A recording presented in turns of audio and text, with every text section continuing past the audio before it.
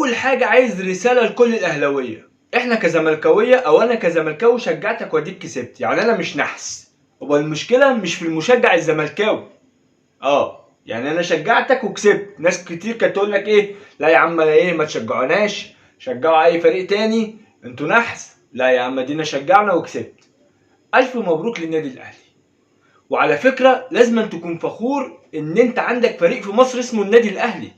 سيبك من انك زملكاوي اسماعيلاوي محلاوي غردقاوي، النادي الاهلي بيسطر تاريخ. واوعى تقنع نفسك للنادي الاهلي كل اللي وصل له ده بالتحكيم والمجامله. خلي بالك في مجاملات للنادي الاهلي والنادي الزمالك وللوداد والترجي. بص هي في مجاملات، لكن اللي انت توصل 4 نهائي تاخد منهم 3 مش بالحظ، مش بالمجامله، مش بالتحكيم. النادي الاهلي بطل وعرف يكسب. النادي الاهلي الفريق البطل. يعني في يومك، وده قلته كذا مره، ممكن في يومك ما تكونش حلو، مش يومك ادائك وحش، لكن الفريق البطل وانت وحش تعرف تطلع بالمباراه وتكسب، تعرف تاخد اللي انت عايزه. الاهلي النهارده ما كانش كويس، عكس الماتش اللي كان في مصر، وده اللي كان متوقع، بس ما كانش كويس قوي. يعني ما كناش، الواحد ما كانش حاسس ان النادي الاهلي هيبقى بالوحشه دي. بس سبحان الله، رغم ان انت ما كنتش متوقع ان النادي الاهلي هيتعادل، ورغم ان كل مصر متوقعه ان النادي الاهلي هيخسر، سبحان الله تلاقي نفسك جون مفاجاه محمد عبد المنعم. تغييرات كولر تحس اللي فيه مدرب فاهم، مش هجاص، قاعد يعني صاحي، قاري الملعب، قاري اللعيبه اللي عنده امكانيات اللعيبه. منزل 2 هم اصلا مش فايقين الموتوشه اللي فاتت، وسبحان الله اداره بتختار لعيبه هي محتاجاها. اداره اختارت مدرب هو يعني مقتنع بيه، مش مهم انت منين. يعني ايه، ادينا بنشوف فايلر عمل ايه مع النادي الاهلي وكولر بيعمل ايه مع النادي الاهلي. لازم تبقى فخور اللي انت عندك نادي اسمه النادي الاهلي.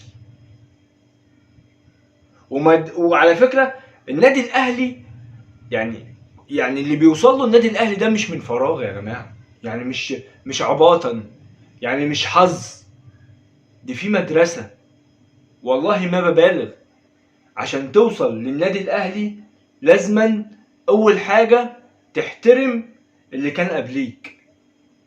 عمرك شفت محمود الخطيب خبط على محمود طاهر، او محمود طاهر خبط في حسن حمدي؟ مفيش، مع ان بينهم مشاكل، بس ما تلاقيش ده.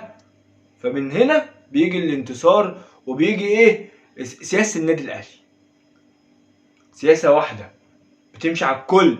محمود طاهر، محمود الخطيب، حسن حمدي، جبتني امسك، هو سياسة ماشي عليها. فانت بتشوف النادي الاهلي كده 11 بطولة افريقية، ماشي في الدوري ما شاء الله، 4 نهائي دوري ابطال افريقيا بياخد منهم 3، واللي ما خدهاش اتلعبت من مباراة واحدة على ارض المنافس اللي هو الوداد، والنهاردة بيرد اعتباره في ارض الوداد.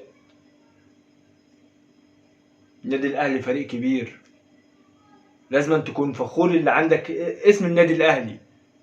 واتمنى النادي الزمالك يغير، لعيبه النادي الزمالك تغير، اداره النادي الزمالك تغير، مش الاداره اللي موجوده دلوقتي، كل الادارات. في فرق كبير، خلي بالك في فرق كبير بين الاهلي والزمالك.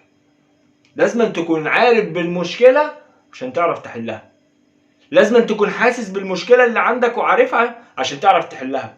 لكن مشكلتنا احنا كزملكاويه اللي احنا مش حاسين بالمشكله اللي عندنا، فبالتالي مش عارفين نحلها. واصله لك؟ الف مبروك للنادي الاهلي، تستحق. والف مبروك لجماهير النادي الاهلي، والف مبروك لمصر، والف مبروك لاي زملكاوي كان بيشجع النادي الاهلي. ولازم تبقى زملكاوي فرحان اللي انت هتخش كاس العالم للانديه 2025 وانت اصلا مش هتلعب في دوري ابطال افريقيا السنه الجايه، فانت ضمنت. فلازم تشكر النادي الاهلي اللي هو دخلك كاس العالم 2025. سلام.